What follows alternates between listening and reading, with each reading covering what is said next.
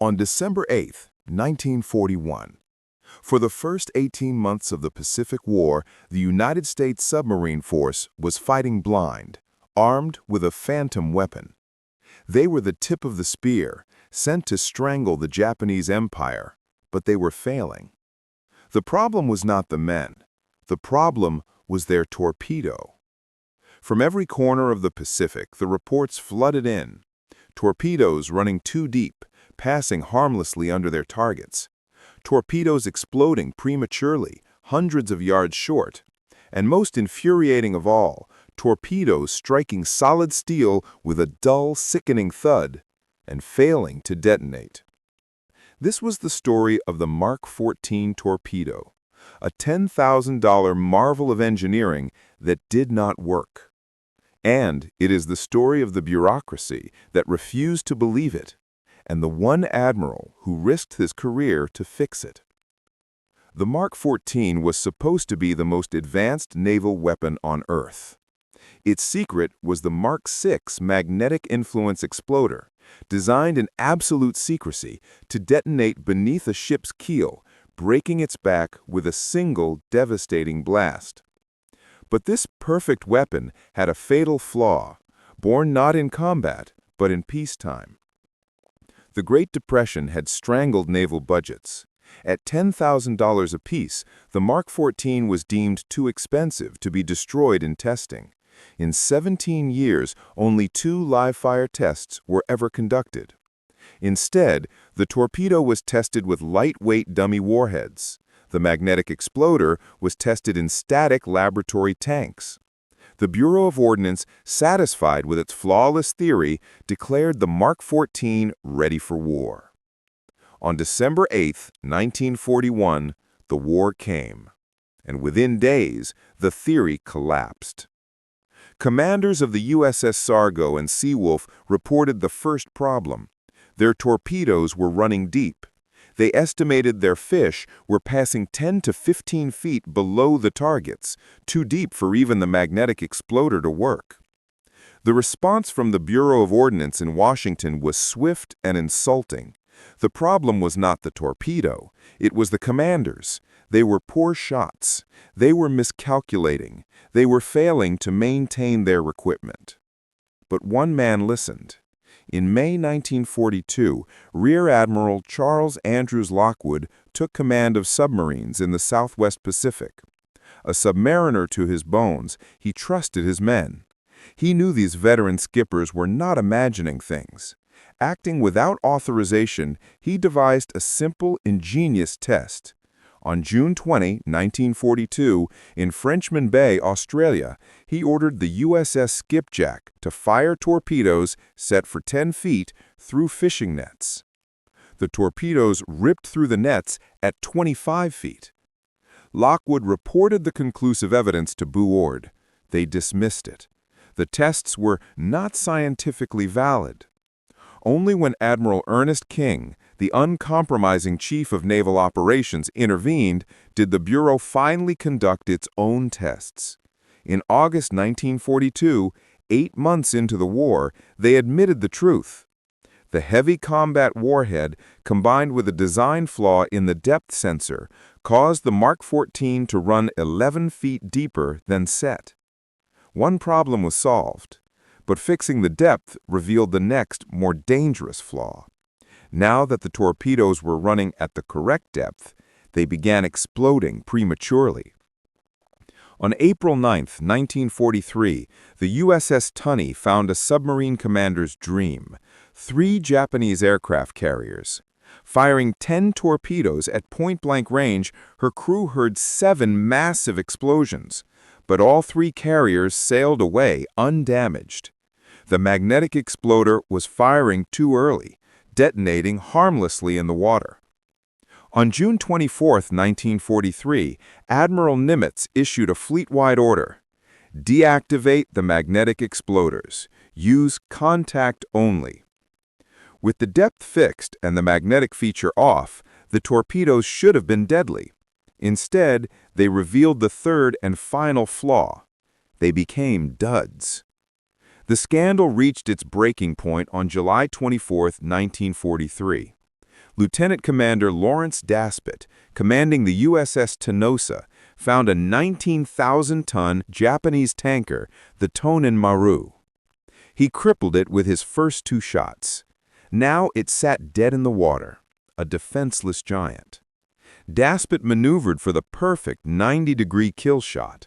He fired torpedo number 5. It hit, no explosion. He fired number 6, hit, no explosion. Number 7, hit, no explosion. He fired again and again. In total, Tenosa scored 11 confirmed hits from textbook range. Only the first 2 had exploded. The tanker, though damaged, remained afloat. Furious, Daspit saved his last torpedo and brought it home.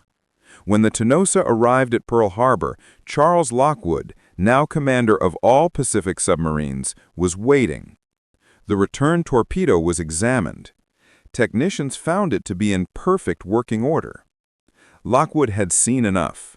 He would no longer wait for the Bureau of Ordnance. He ordered his own submarine tender, the USS Holland, to become a factory. Engineers designed a new, lighter pin that wouldn't jam.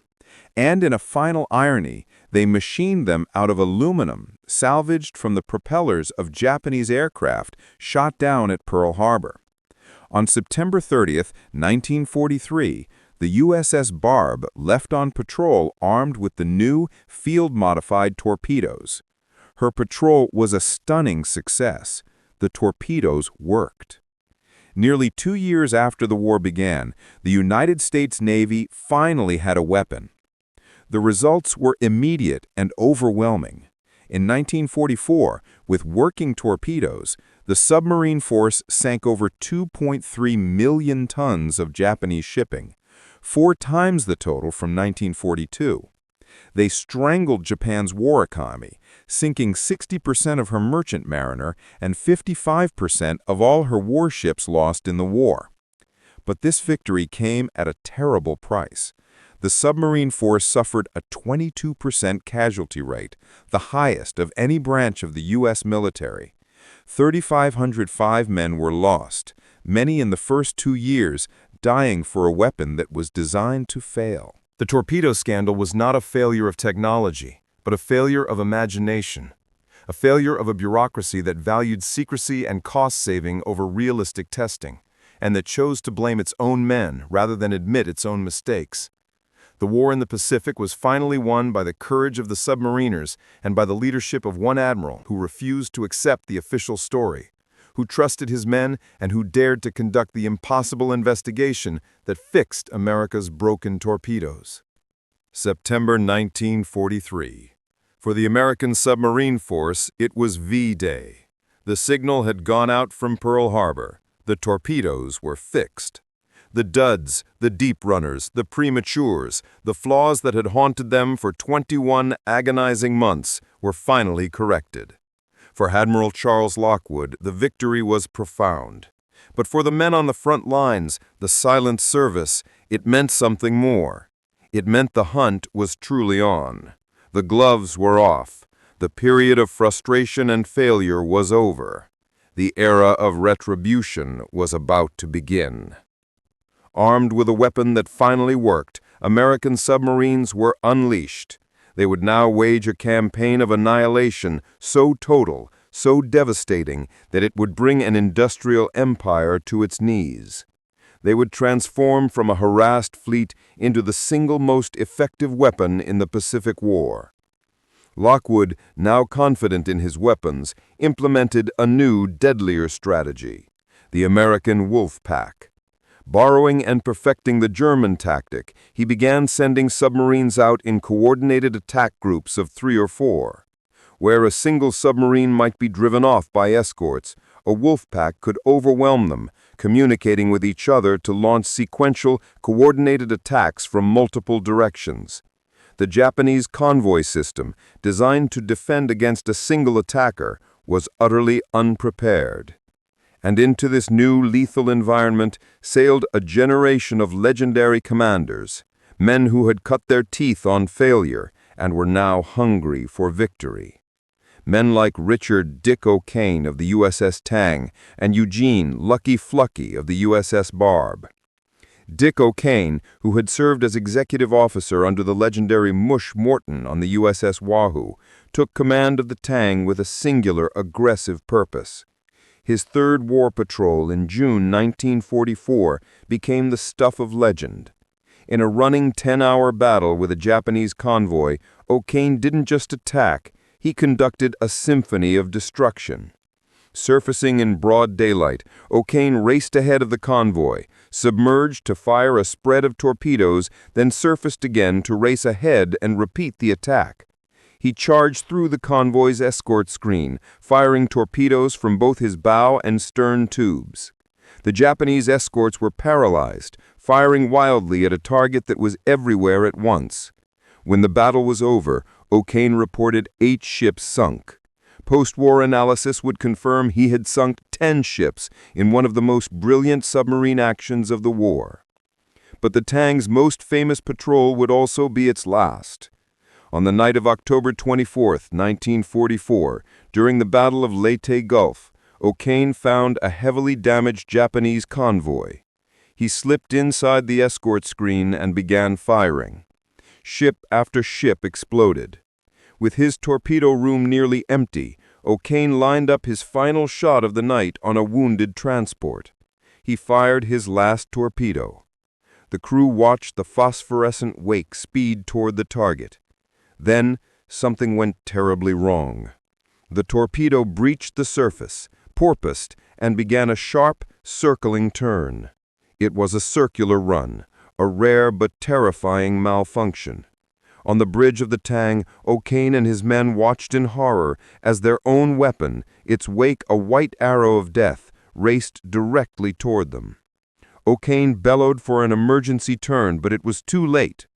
The Mark 18 electric torpedo, a new model introduced to be wakeless but which had its own flaws, slammed into the Tang's stern.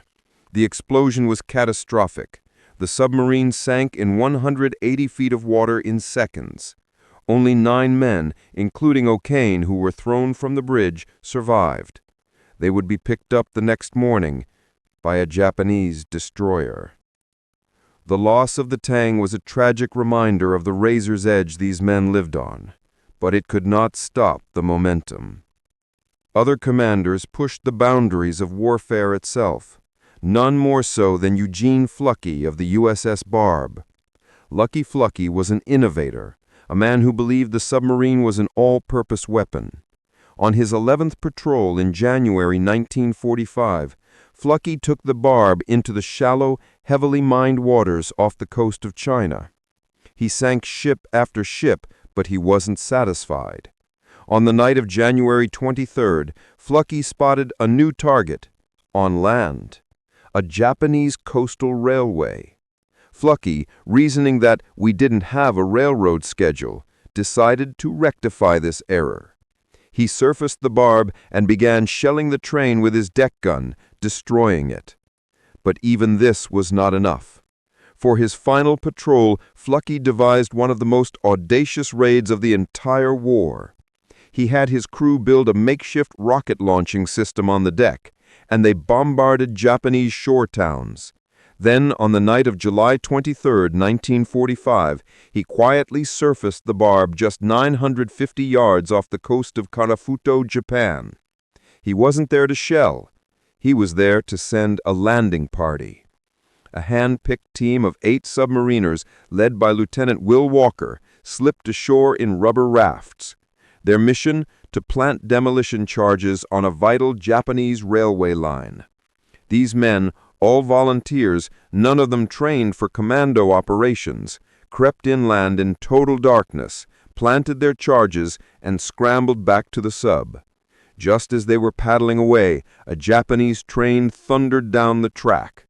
The resulting explosion was massive, hurling the locomotive 200 feet in the air and completely destroying 16 railroad cars. The USS Barb had, in a single night, become the only American submarine to conduct a land-based military operation on the Japanese home islands. While legends like O'Kane and Flucky were making headlines, the rest of the fleet was waging a relentless, systematic war of strangulation. By 1944, Japanese sea lanes were a graveyard. The submarines went everywhere. They prowled the Maru Zone off Taiwan, the Luzon Strait, and the South China Sea. They sank the tankers carrying the lifeblood of Japan's war machine, oil. From the Dutch Indies. Without oil, Japan's battleships could not sail, its planes could not fly. This relentless campaign had a dark, tragic consequence. The submarines were operating under orders for unrestricted warfare, sink every ship. But the Japanese, in a criminal breach of convention, were transporting thousands of Allied prisoners of war in the unmarked cargo holds of these same merchant ships. These were the Hell ships. On October 24, 1944, the same day the Tang was lost, the USS Shark torpedoed a transport, the Arisan Maru. The ship, packed with nearly 1,800 American prisoners of war, sank quickly. The Japanese escorts picked up their own survivors and sailed away, machine-gunning the Americans left struggling in the water. Only 9 prisoners survived. The men of the Shark never knew their torpedoes had just killed their own countrymen. In a final bitter irony, the Shark itself was sunk by Japanese destroyers later that same day. All hands were lost. By the spring of 1945, the Japanese merchant marine had effectively ceased to exist. The seas were empty. The submarines, once starved for targets, now had nothing to hunt. Japan's industries were silent. Its people were starving. But one area remained a bastion, the Sea of Japan, the Emperor's private pond. Heavily mined and guarded, it was the last safe shipping route between Japan and the Asian mainland. Lockwood decided it was time to end it. In Operation Barney, 9 submarines, equipped with new mine-detecting sonar, were sent on a mission many considered suicidal, to breach the minefields of the Tsushima Strait. For over 2 weeks, they rampaged through the Sea of Japan, a place no Allied sub had gone before. They sank 28 ships in a final, devastating blow. When the war ended in August 1945, the final tally was staggering. The U.S. submarine force, which comprised less than 2% of the entire Navy, had sunk 1,314 Japanese vessels, including a battleship, 8 aircraft carriers, and 11 cruisers. They had destroyed over 5.3 million tons of shipping, 55% of all Japanese vessels lost in the war. They had done what no Air Force or Army could do. They had, by themselves, strangled an entire empire into submission. This victory was built on the back of the Mark 14 torpedo, the weapon that had so bitterly failed them. Once fixed, it became the decisive tool of their victory, but the price was etched in steel and blood. 52 submarines gone, 3,505 officers and men lost forever on eternal patrol. They were the silent service, and their impossible investigation in 1943 had cleared the way for their final, terrible, and total victory. The fixes were in. Lockwood's unauthorized aluminum firing pins, machined from the propellers of downed Japanese aircraft, were being loaded into torpedo tubes across the Pacific Fleet. The order to fire at oblique angles had given way to a new ferocious confidence. The weapon that had been the fleet's shame was now its sharpened edge. But a working torpedo was only half the equation. The American submarine force was about to combine this newfound reliability with its other, most deeply guarded secret, Ultra. In quiet, locked rooms at Station Hypo in Pearl Harbor, a small team of brilliant codebreakers, led by Commander Joseph Rochefort, had achieved the impossible. They had cracked JN-25, the Japanese Imperial Navy's primary operational code. The submarine war was no longer a game of blindfolded chance. It was a calculated hunt. Admiral Lockwood's operations room became the nerve center of this new lethal synergy. Codebreakers would intercept the Japanese convoy's departure time, its route, its speed, and its escorts. This ultra-intelligence would be sanitized, disguised as a contact report from a long-range patrol plane, and fed to Lockwood. He and his team would look at the vast map of the Pacific, find the empty patch of ocean the convoy was scheduled to cross, and vector a submarine or a wolf pack to that exact spot. The submariners on patrol had no idea how their command knew. They were simply told to be at certain coordinates at certain time. And like magic, the targets would appear over the horizon exactly as promised. This combination of perfect intelligence and a perfect torpedo created the apex predator of the Pacific War, and it would lead to the most staggering naval kills in modern history. November 28, 1944. The USS Archerfish, commanded by Commander Joseph Enright, was on a quiet lifeguard patrol, assigned to rescue downed B-29 pilots.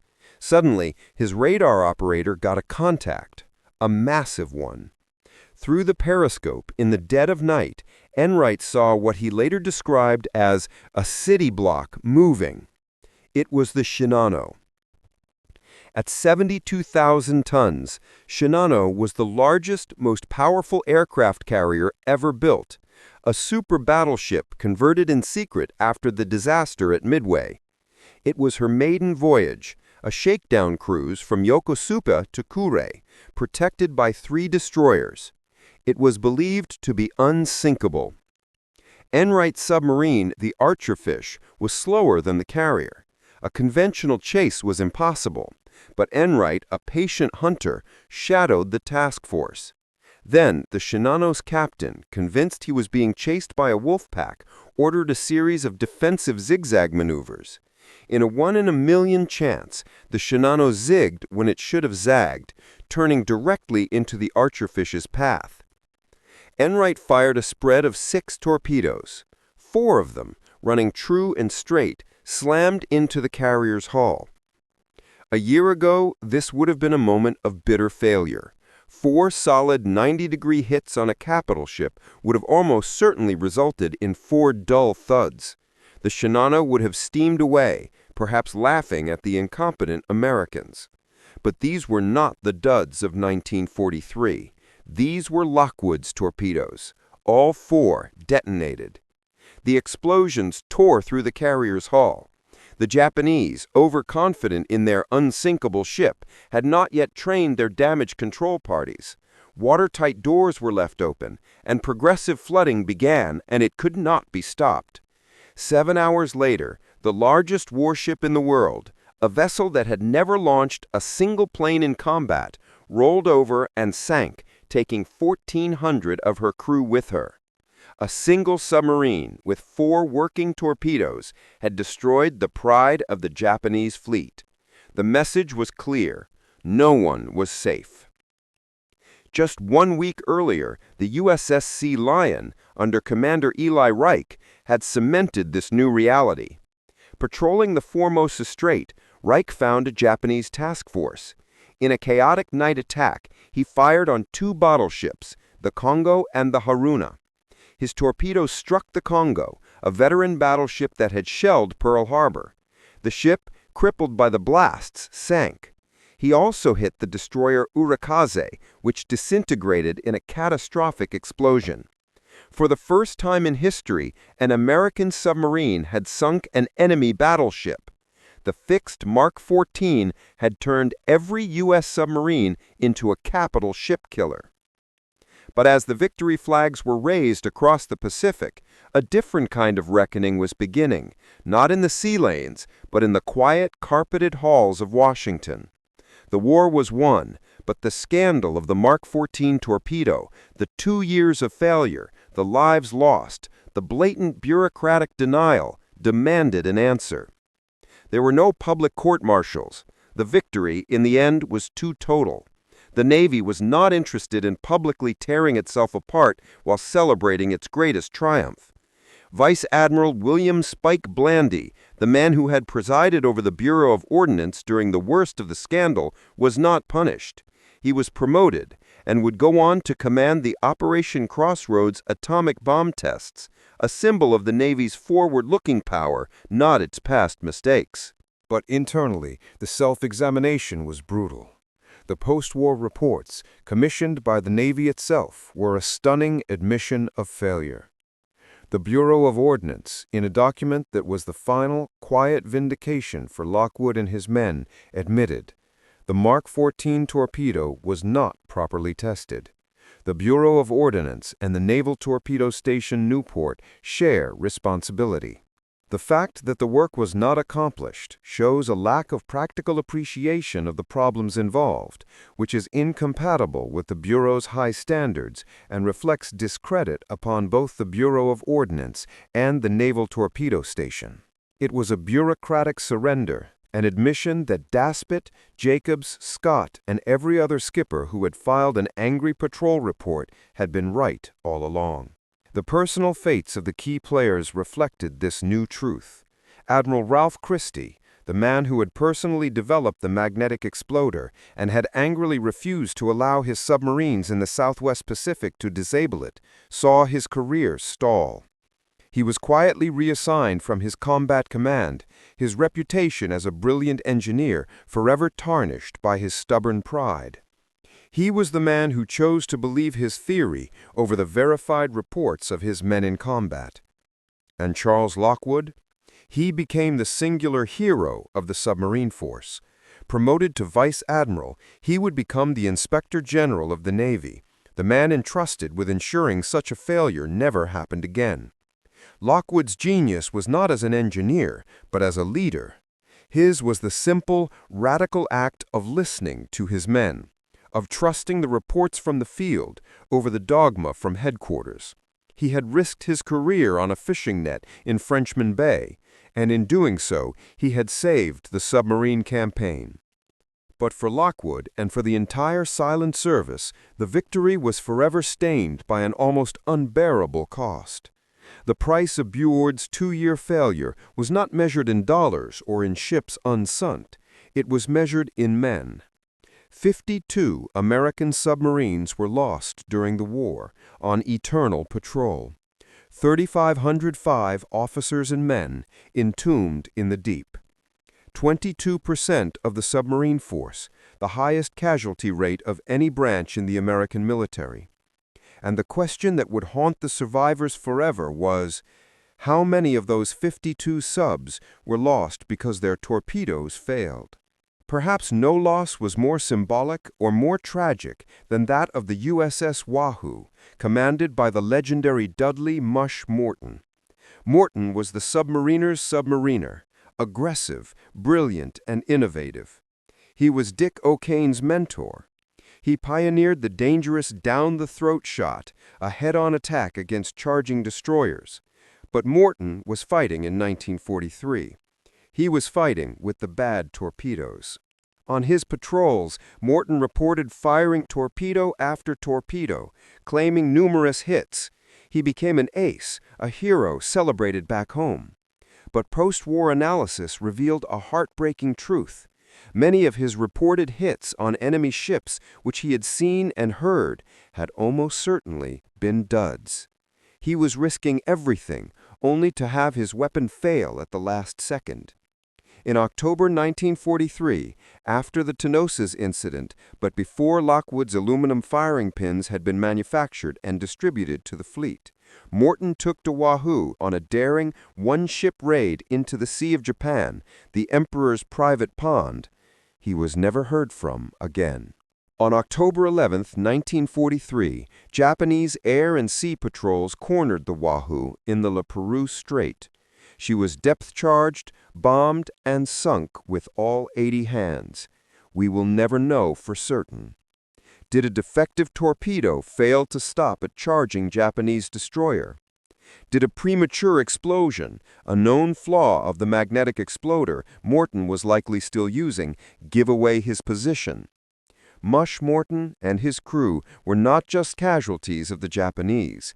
They were casualties of the Bureau of Ordnance.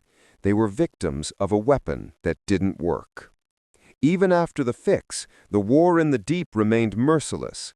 The fixed torpedo gave the submariners a chance to win, not a guarantee of survival. On November 8, 1944, the USS Growler was part of a wolf pack attacking a convoy. The other subs in the pack, Hake and Hardhead, heard Growler's commander, Thomas Oakley, report on the radio that he was in to attack. They heard the muffled sound of Growler's torpedoes exploding against a target. Then they heard a second massive explosion, far more violent than a torpedo. Then, silence. The Growler was gone. All 86 men. What happened? The theories remain. A circular run from one of their own new but flawed electric torpedoes, a lucky depth charge from a Japanese escort, or perhaps in the melee of the night attack, she was hit by a friendly torpedo from one of the other subs in her own wolf pack.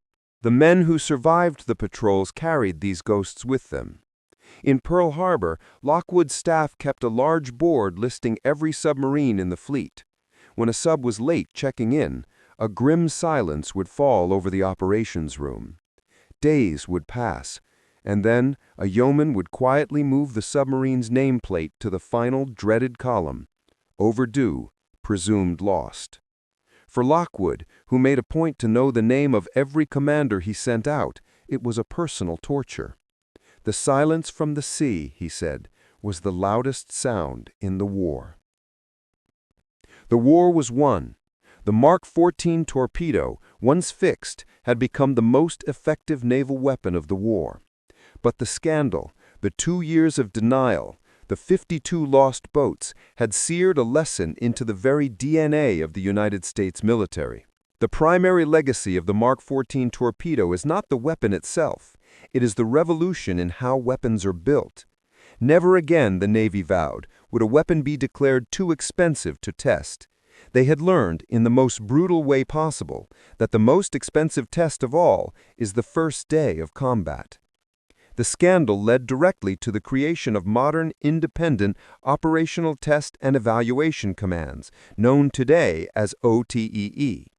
These are entire organizations whose sole purpose is to act as the enemy, to break new multi-billion-dollar systems, new jets, new ships, new torpedoes, before they are ever sent to the fleet. Their job is to find the failures that the designers, in their pride, might miss. The wall of secrecy between the engineers in their labs and the operators in the field was torn down. The angry, insubordinate patrol reports of Lawrence Daspit were recast. They were no longer complaints, they were data. User feedback became the most critical part of the design process. The story of the Mark 14 torpedo is not a story about engineering, it's a story about leadership. It is a cautionary tale of a bureaucracy that failed and a leader that succeeded. The Bureau of Ordnance failed because it believed in its own perfection. It trusted its blueprints more than its men. Charles Lockwood succeeded because he did the opposite. He trusted his men over the blueprints. He empowered his subordinates, Moms, Taylor, and Johnson, to find a solution, and he protected them from the bureaucracy while they did it. He listened. The scandal begins with a catastrophic failure of imagination, the failure to believe that a $10,000 weapon, 20 years in the making, could be a complete and total dud. It ends with a profound and bloody education. The final lesson, written in the deep Pacific in the wrecks of 52 submarines and the lives of 3,505 men, was simple. A weapon's true cost is not measured in dollars, but in the lives of those who must use it. And the price for not testing, for not listening, is a price no nation can ever afford to pay again.